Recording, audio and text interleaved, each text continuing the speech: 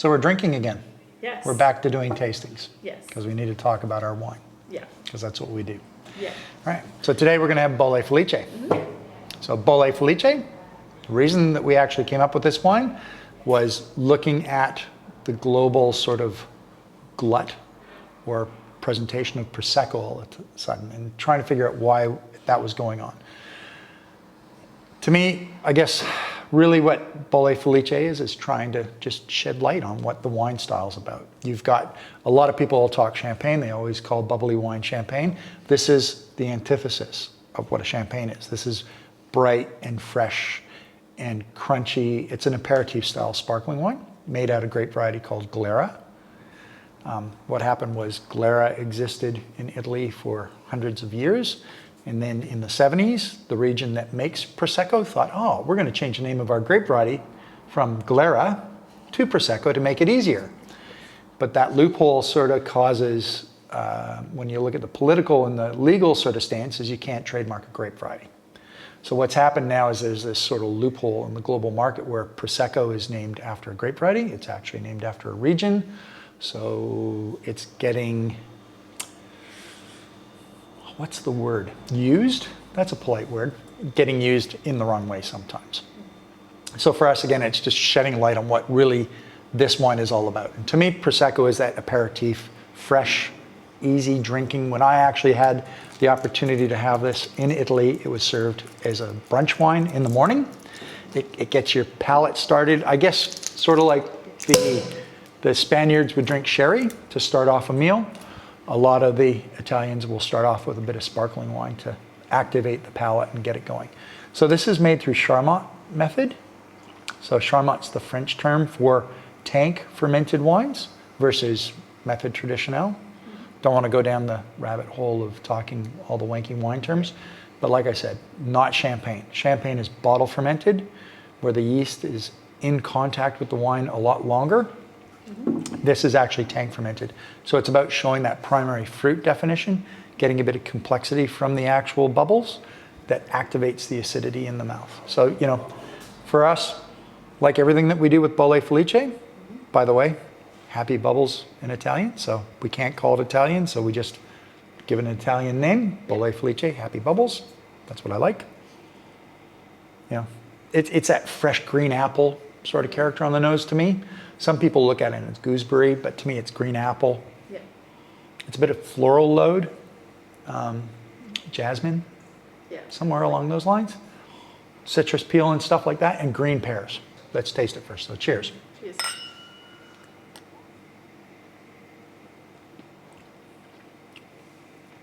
Wow. You know, it's got all that lovely sort of pear, crunchy, noshy edge to it, a little bit of almond meal, some vanilla pod. Yeah. And then at the back of the palate, that lovely acid kicks in, makes you salivate right away, and you just want to keep drinking it. To me, I want to drink it and eat something. Yeah, so what would you eat with it? I mean, for me, this is one of the happy places for me, is actually hard cheeses. Funny enough, I would actually love to have hard cheeses. The traditional thing with this is also grissini sticks. So the beauty about the bubbles is it'll activate with the salt crystals. So if you have grissini wrapped with a bit of ham on, so it's like a meat lollipop, and you just actually have a bite full of that and a little bit of the wine at the same time. And this will actually do amazing things when its acids hit the fat in that ham, you know, the salt and all that kind of thing. But yeah, it's just a lovely appetizer. You know, it teases your palate. It's good with anything, especially company. And I guess one of our pushes is to stay true to form. So we follow pretty much textbook recipe winemaking when it comes to the Prosecco. We harvest the Glera, aka Prosecco grapes that we planted. We ferment them in stainless steel until they're dry. We then backblend some of our shades of Pinot Grigio, because legally you're allowed to blend back 5% of another grape variety into it when you're making it in Italy. So we use that Pinot Gris, our shades of Gris, in there, and that's where you get that little nuance of the pear. Yeah. That's actually coming from that small, minute amount of Pinot Grigio, and it gives it a bit of texture too. Yeah. Helps, you know, flesh it out and give it a little bit more bounce. I think it's a bloody good drink. It's not complex. It's just fresh. Yeah.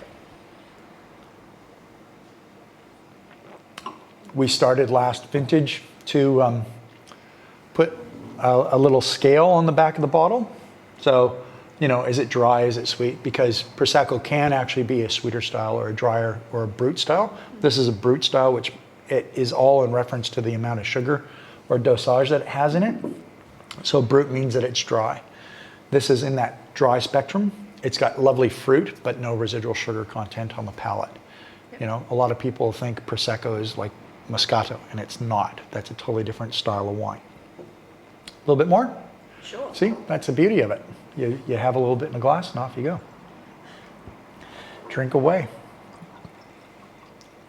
You know, this is the only wine that we use a cork closure on.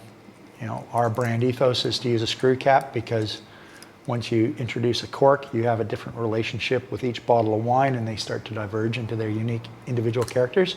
And we actually use a DM cork, which is actually a brand where they've made sure that they've gotten rid of all the trichloroanisole or that spoilage that can occur under cork, so that you don't have to worry about that as a consumer trying to identify whether it's a cork fault or a wine bottle fault. You get that consistency. And I guess that's one of our ethos, is to make sure that every single bottle of wine that we produce puts a smile on your face and that you get the same consistent quality bottle after bottle of what we make. You know, it has a story to tell, and the story is actually the relationship of the fruit and I guess the thumbprint of the winemaking artifact that I put on those wines. Yeah. Other than that, just drink it and enjoy. Cool. Salute.